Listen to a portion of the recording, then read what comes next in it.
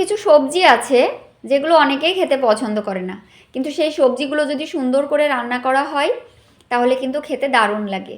তো আমি আজকে আপনাদেরকে ডাটা রান্না করা দেখাবো। এই যে আমি এখানে একটা প্যান নিয়ে নিয়েছি, প্যানে আমি কিছুটা তেল দিয়েছি। এখন এই তেলের ভিতরে আমি পেঁয়াজ দিয়ে পেঁয়াজটাকে হালকা ভেজে নিয়েছি। এখানে হলুদ এবং লবণ, সব মশলাগুলো আমি একে একে উপকরণগুলো সবগুলোই অ্যাড করব। এখানে আমি আদা রসুন দিয়েছি, এখানে একটু জিরা বাটা দিয়েছি, জিরাটাকে আমি শিলপাটায় বেটে নিয়েছি। এখানে দিয়েছি একটু ধনিয়া গুঁড়া। তো এখন সব মশলাগুলো দিয়ে আমি এখানে একটু পানি দিয়ে দিয়েছি। পানির সাথে এটাকে ভালো করে মিশিয়ে এখন আমি এখানে একটু গুঁড়া মরিচ অ্যাড করছি।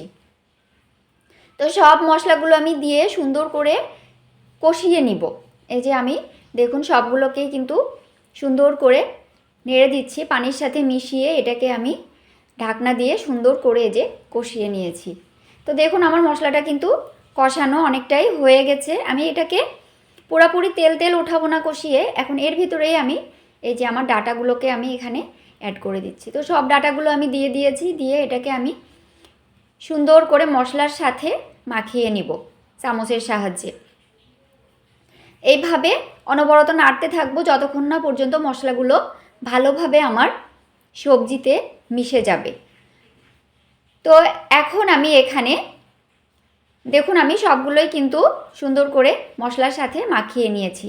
এখন এটাকে আমি ঢাকনা দিয়ে কিছুক্ষণ ঢেকে রেখে এটাকে সিদ্ধ করে নিব। তো এই যে ডাটা ঢেকে রাখার পরে এটাতে কিন্তু মানে কিছুটা পরিমাণে পানি ছেড়েছে। এই পানি দিয়েই আমি সুন্দর করে ডাটাকে আগে কষিয়ে নিব। আমি আবারও ঢাকনা দিয়ে ঢেকে রাখছি। এই যে আমি দেখুন এটাকে কিন্তু কষিয়ে নিয়েছি, অনেকটাই সিদ্ধ হয়ে এসেছে, প্রায় 40 থেকে 50% কিন্তু সিদ্ধ হয়ে গেছে। এখন আমি এখানে পানি অ্যাড করব। আমি এখানে ঝোলের পানি দিয়ে দিব। আমি পানিটাকে একবারেই দিয়ে দিব, আমার ডাটাটাও সুন্দরভাবে রান্না হয়ে যাবে এবং সুন্দরভাবে সিদ্ধও হয়ে যাবে। তো এই যে আমি আমার প্রয়োজন অনুযায়ী পরিমাণ মতো পানিটা এখানে অ্যাড করে দিয়েছি। এখন এটাকে আমি ঢাকনা দিয়ে ঢেকে রান্না করে নিব। তো এই যে আমি চলে এসেছি কিছুক্ষণ পর, আমার ডাটাটা কিন্তু রান্না প্রায় শেষ। এখন এখানে আমি মাছ অ্যাড করছি কয়েক টুকরা। আমি এখানে পাঙ্গাস মাছ দিয়েছি, আপনারা চাইলে যে যার প্রয়োজন মতো মাছটা এখানে দিয়ে দিতে পারেন। তো এই যে এখন আমি আবারও কিছুক্ষণ একটু মিডিয়াম টু লো হিটে ঢাকনা দিয়ে ঢেকে রান্না করে নিয়েছি।